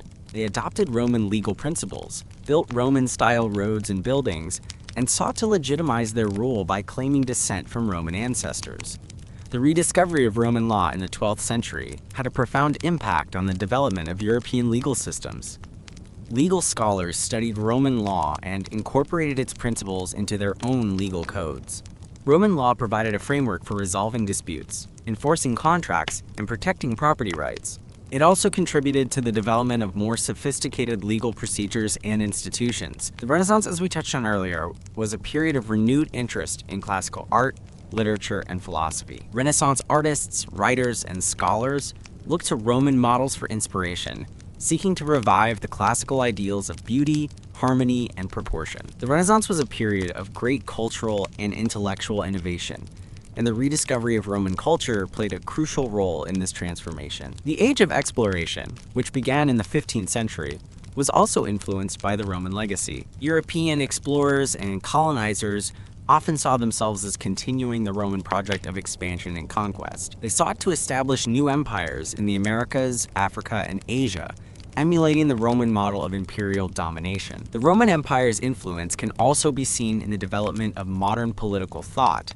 Enlightenment thinkers such as Montesquieu and Rousseau drew inspiration from Roman political institutions and ideas. They admired the Roman Republic and its emphasis on civic virtue and the rule of law. They also warned against the dangers of tyranny and the concentration of power. The American Revolution, which was inspired by Enlightenment ideals, was also influenced by the Roman legacy. The founding fathers of the United States admired the Roman Republic and sought to create a government that would embody its principles. They established a Senate modeled after the Roman Senate, and they adopted a system of checks and balances to prevent the concentration of power. The symbols of Rome continue to be used in modern political discourse. The eagle, the fasces, and the SPQR acronym are all used by various political movements and organizations to evoke the power and prestige of the Roman Empire. The Roman legacy is a powerful and enduring force in Western culture and politics. Even in the 20th and 21st centuries, the Roman Empire continues to be a source of fascination and inspiration. Roman history and culture are studied in schools and universities around the world. Roman ruins are visited by millions of tourists every year. Roman-themed movies,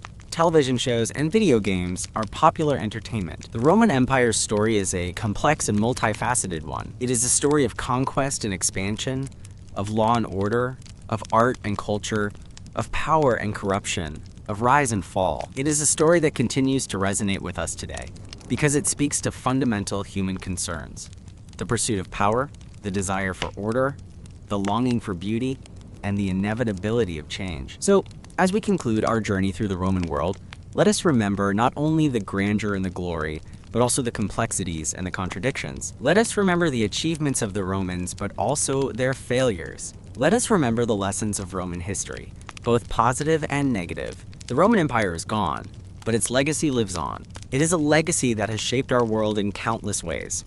It is a legacy that continues to inspire us, to challenge us, and to remind us of the enduring power of human history. And with that, I bid you a final good night.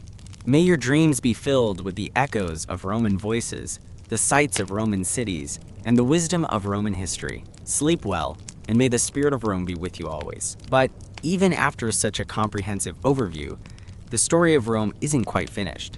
Its influence extends even further, into realms that might seem unexpected at first glance. Consider the very concept of empire itself. The Roman Empire, with its vast territory, its centralized administration, and its powerful military, served as a model for later empires throughout history. From the British Empire to the Spanish Empire to the Ottoman Empire, rulers and administrators looked to Rome for inspiration and guidance. They studied Roman law, emulated Roman institutions, and sought to replicate Roman successes. The idea of a universal civilization, a world united under a single law and culture, is another enduring legacy of Rome. The Roman Empire brought together diverse peoples and cultures under a common political and legal framework. This created a sense of shared identity and a sense of belonging to a larger community. The idea of a universal civilization has inspired movements for international cooperation and global governance throughout history. The Roman emphasis on pragmatism and practicality is also an important part of its legacy. The Romans were not primarily concerned with abstract philosophical speculation. They were more interested in solving practical problems and building a functioning society. This pragmatic approach is reflected in their engineering achievements,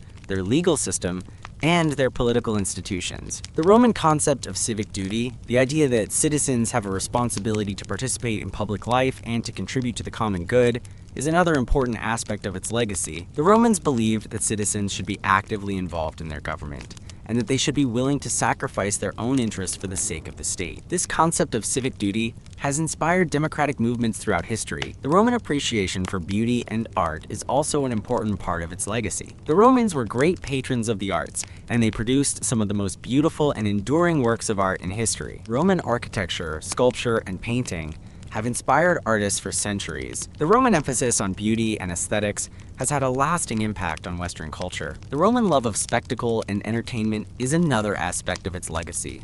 The Romans enjoyed gladiatorial combats, chariot races, and theatrical performances. They built massive amphitheaters and circuses to accommodate these spectacles. The Roman love of entertainment has continued to influence popular culture throughout history. The Roman fascination with power and glory is also an important part of its legacy.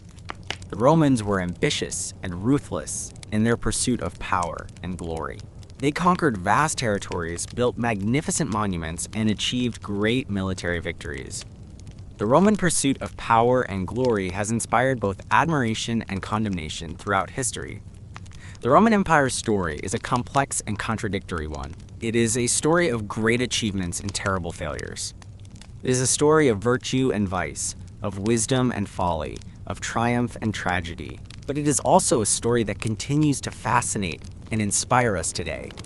The Roman Empire's legacy is not simply a collection of facts and dates. It is a living force that continues to shape our world. It is a source of inspiration, a source of warning, and a source of endless fascination. As you sleep, consider the long and winding road that has led from the Roman Republic to the modern world. Think about the ways in which the Roman Empire has influenced your own life, your own culture, and your own values. Let the story of Rome be a reminder of the power of human ingenuity, the importance of civic virtue, and the enduring legacy of the past. And with that, I offer my final farewell. May your dreams be peaceful and your sleep be deep. Good night, and may the spirit of Rome live on in your heart. But wait, just one more thought, a final whisper before you truly succumb to slumber. Consider this. The Roman Empire, in its vastness and complexity, was not a monolithic entity. It was a constantly evolving and changing society, shaped by a multitude of factors, including geography, climate, economics, and culture. The Roman Empire was not just about emperors and legions. It was also about farmers and merchants, artisans and slaves, philosophers and poets. It was a society of great diversity, with people from all walks of life and from all corners of the world. The Roman Empire was not just about laws and institutions. It was also about customs and traditions, beliefs and values, hopes and fears. It was a society with its own unique culture, its own distinctive way of life.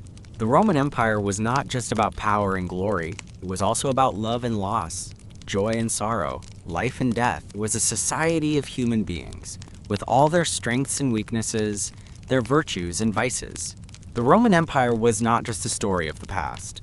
It is also a story that continues to unfold in the present. Its legacy is all around us, shaping our world in ways that we may not even realize. So, as you sleep, remember that the Roman Empire was not just a thing of the past. It is also a part of our present, and it will continue to shape our future. And now, finally, I bid you adieu.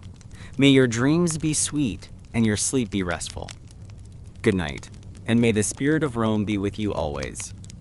Yes, that's right. Close your eyes now. Imagine the warm Mediterranean sun, the bustling marketplaces, the grand architecture, and fade into a peaceful slumber. Good night. But before you drift completely away, allow just one more tiny ember of thought to flicker in your mind. Consider the idea of Rome. Not the physical empire, the legions, or the emperors, but the concept of Rome as a symbol. What does Rome represent? For centuries, Rome has stood for power, order, law, and civilization. It's a shorthand for a complex set of values and ideals that have shaped Western thought and culture. When we speak of Roman law, we're not just referring to a specific legal code. We're invoking a tradition of legal thought that emphasizes reason, justice, and the protection of individual rights. When we talk about Roman architecture, we're not just describing a particular style of building. We're celebrating a tradition of architectural design that emphasizes grandeur, symmetry, and functionality. Rome also represents ambition, conquest, and empire. It's a reminder of the seductive allure of power and the dangers of unchecked ambition. The Roman Empire's story is a cautionary tale about the corrupting influence of power and the fragility of even the most mighty empires. Rome is a mirror reflecting our own aspirations and anxieties. We see in Rome both the best and the worst of humanity. We admire its achievements, but we also condemn its excesses. We learn from its successes, but we also heed its warnings. Rome is a symbol that is constantly being reinterpreted and redefined. Each generation finds its own meaning in the story of Rome, using it to understand the present and to imagine the future. So as you finally succumb to the embrace of sleep, let the symbol of Rome linger in your mind. Let it be a reminder of the enduring power of ideas and the importance of learning from the past. Let it be a source of inspiration and a source of caution. And now, truly, finally, good night. Sleep deep and dream of Rome. Or perhaps, before you truly, deeply, irrevocably sleep, consider the everyday lives of ordinary Romans. We've spoken of emperors and generals, of senators and philosophers, but what about the vast majority of the population? What was it like to be a Roman farmer, a Roman artisan, a Roman merchant, a Roman slave? The lives of ordinary Romans were shaped by a complex web of social, economic, and political factors. Most Romans lived in poverty. struggling to make a living and to provide for their families. They worked long hours, often in difficult and dangerous conditions. Roman farmers toiled in the fields, cultivating crops and raising livestock. They faced the constant threat of drought, famine, and disease. They were often burdened by debt and subject to the whims of wealthy landowners. Roman artisans crafted goods such as pottery, textiles, and metalwork. They worked in small workshops, often alongside their families. They faced competition from mass-produced goods and from slave labor. Roman merchants traded goods throughout the empire, traveling long distances by land and sea. They faced the risks of piracy, shipwreck, and banditry. They were often subject to heavy taxes and regulations. Roman slaves were the most vulnerable members of society. They had no rights and were treated as property. They performed a wide range of tasks, from working in the fields to serving in wealthy households. They were often subjected to harsh treatment and abuse. Despite the hardships they faced, ordinary Romans also enjoyed moments of joy and celebration. They attended religious festivals, participated in public games, and gathered with family and friends. They found solace in their faith, their community, and their traditions. The lives of ordinary Romans were often invisible to the historians and writers who chronicled the deeds of emperors and generals. But their stories are just as important, for they reveal the human cost of empire and the resilience of the human spirit. So as you drift off to sleep, remember the ordinary Romans who lived and died in the shadow of empire. Remember their struggles, their joys, and their hopes. Let their stories be a reminder of the importance of empathy and compassion. And now, finally, truly, irrevocably, good night. Sleep soundly and dream of the everyday lives of ordinary Romans. But even as sleep beckons, consider one last fleeting image, a Roman road, straight as an arrow, cutting across the landscape, connecting distant cities and far-flung provinces. These roads were the arteries of the Roman Empire, facilitating trade, communication, and military movement. Imagine walking along a Roman road. The sun beats down on your face, and the dust rises from the ground. You pass by farmers tending their fields, merchants transporting their goods, and soldiers marching to war. The Roman road is a symbol of connection, of communication, of empire. It represents the Roman ambition to conquer and control the world. It also represents the Roman genius for engineering and organization. The Roman roads are still visible today, a testament to the durability and ingenuity of Roman engineering. They remind us of the vastness of the Roman Empire and the enduring legacy of Roman civilization. So, as you finally succumb to sleep, let the image of a Roman road linger in your mind. Let it be a symbol of connection, of ambition, and of enduring achievement.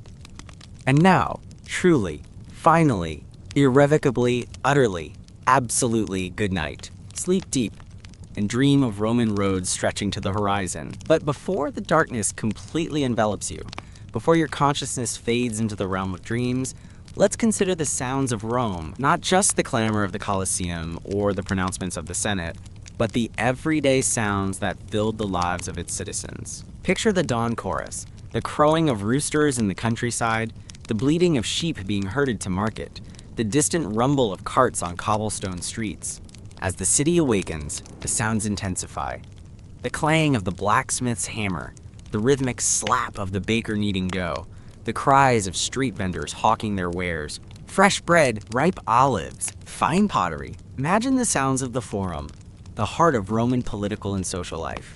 The impassioned speeches of senators, the murmur of crowds gathered to hear the latest news, the shuffling of feet as people hurried to their appointments, the echoes of footsteps in the marble halls of the law courts, the scratching of quills as scribes record legal proceedings. Listen to the sounds of a Roman bathhouse, the splashing of water, the murmur of conversation, the scraping of strigils as bathers cleanse their skin, the laughter of children playing in the pools, the groans of athletes exercising in the palestra. Envision the sounds of a Roman household, the clatter of dishes, the laughter of children, the singing of songs, the rustling of fabric as women weave and sew, the crackling of fire in the hearth, the hushed tones of slaves attending to their master's needs.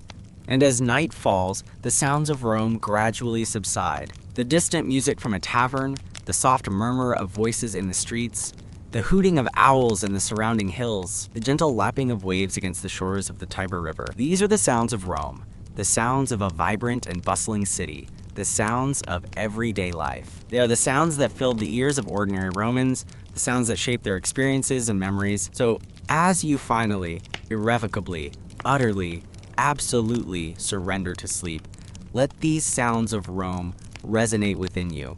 Let them transport you to another time and another place. Let them fill your dreams with the sights, smells, and sensations of ancient Rome. And now, truly, finally, irrevocably, utterly, absolutely, completely, good night, sleep deep, and dream of the sounds of Rome. But even as your mind begins to quiet, allow one final image to surface: the Roman family. Not the grand narratives of emperors and conquests, but the intimate, everyday reality of family life in ancient Rome. Imagine a Roman father, the paterfamilias, the head of the household. He holds immense power and authority over his wife, children, and slaves. His word is law, and he is responsible for the well-being and the moral guidance of his entire family.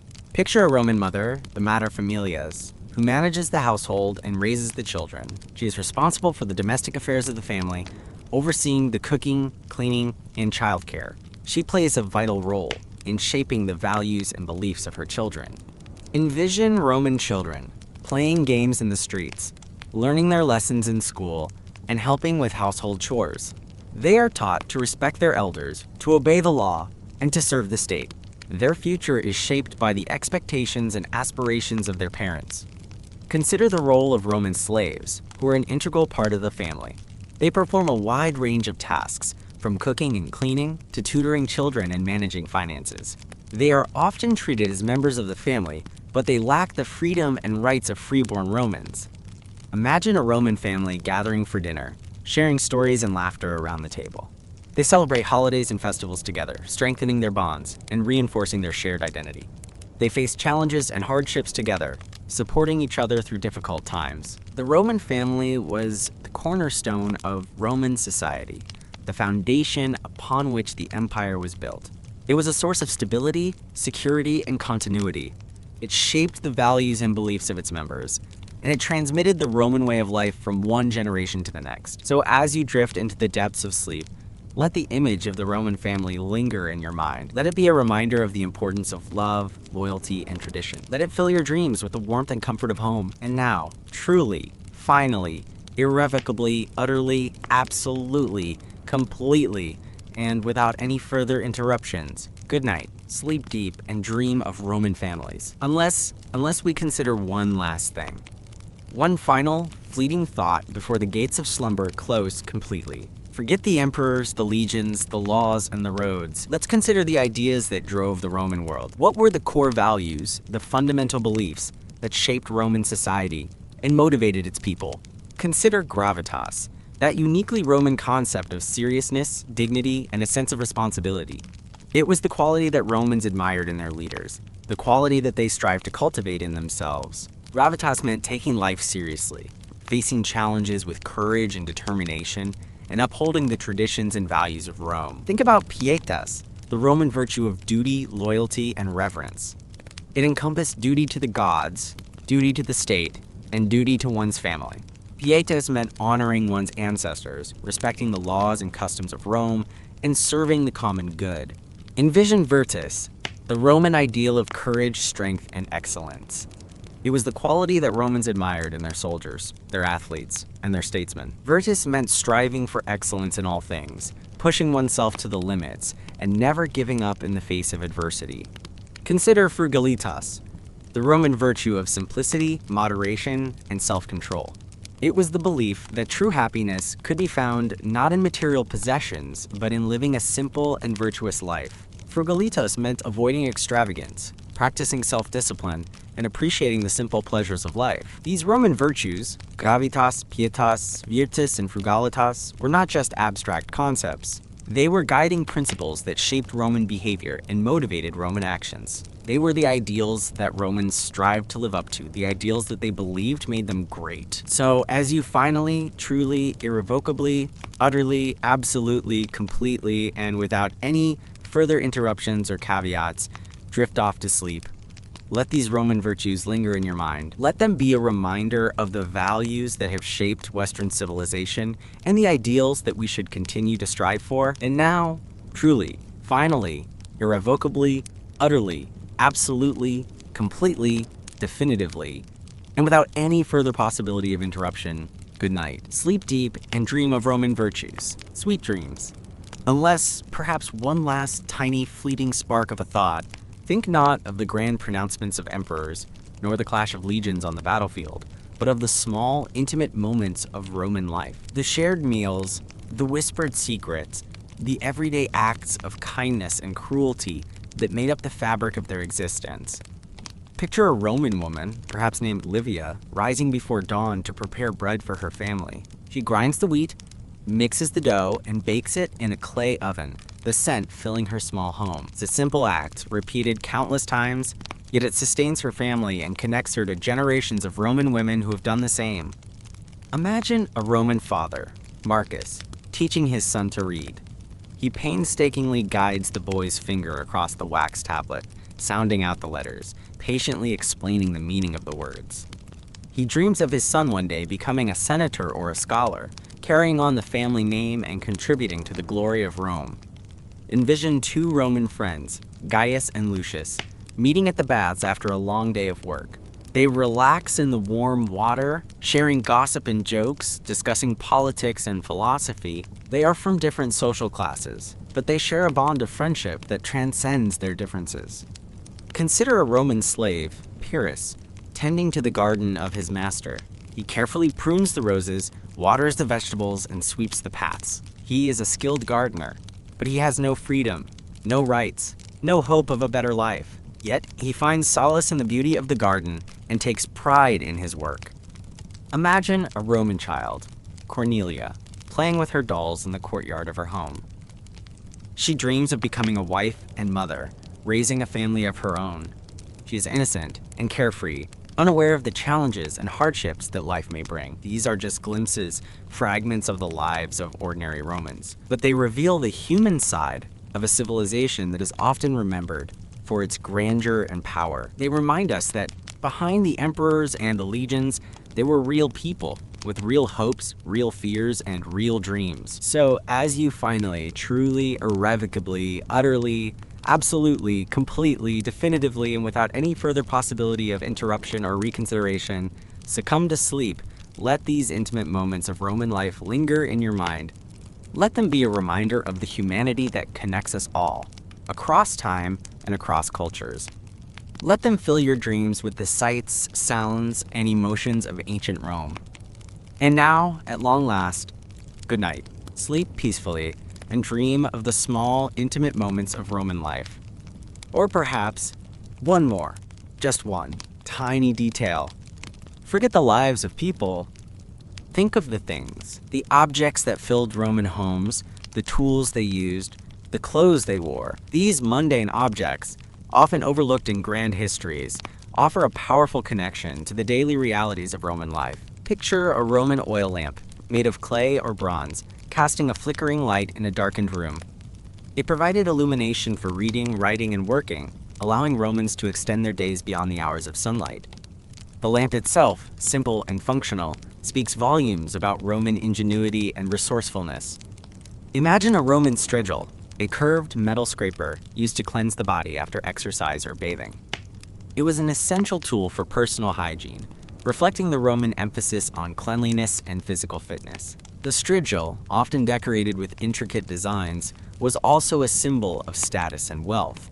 Envision a Roman stylus, a pointed instrument used for writing on wax tablets. It was the tool of scribes, scholars, and students, enabling them to record their thoughts, compose literature, and conduct business. The stylus, small and unassuming, was a powerful instrument of communication and knowledge. Consider a Roman pair of sandals, made of leather or wood, protecting the feet from the rough and dusty roads. They were the footwear of ordinary Romans, from farmers and artisans to soldiers and travelers. The sandals, sturdy and practical, were essential for navigating the Roman world. Imagine a Roman drinking cup, made of pottery or glass, used for consuming wine, water, or beer. It was a symbol of hospitality and conviviality, used for sharing drinks with friends and family. The cup, often decorated with scenes from mythology or everyday life, was a cherished possession. These Roman objects seemingly insignificant in themselves, offer a tangible link to the past. They allow us to imagine what it was like to live in ancient Rome, to experience the world through the senses of its inhabitants. They remind us that even the grandest civilizations are built upon the foundations of everyday life. So, as you finally, truly, irrevocably, utterly, absolutely, completely, definitively, and without any further possibility of interruption, reconsideration, or the introduction of new and potentially disruptive topics, succumb to the sweet embrace of sleep, let these Roman objects linger in your mind. Let them be a reminder of the tangible realities of the Roman world, the material culture that shaped the lives of its people. Let them fill your dreams with the sights, smells, and textures of ancient Rome. And now, truly, finally, irrevocably, utterly, absolutely, completely, definitively, irrevocably, unquestionably, and with complete and utter finality, good night. Sleep peacefully and dream of Roman things. May your dreams be filled with the quiet hum of daily life in a world long past, but never entirely forgotten. Good night.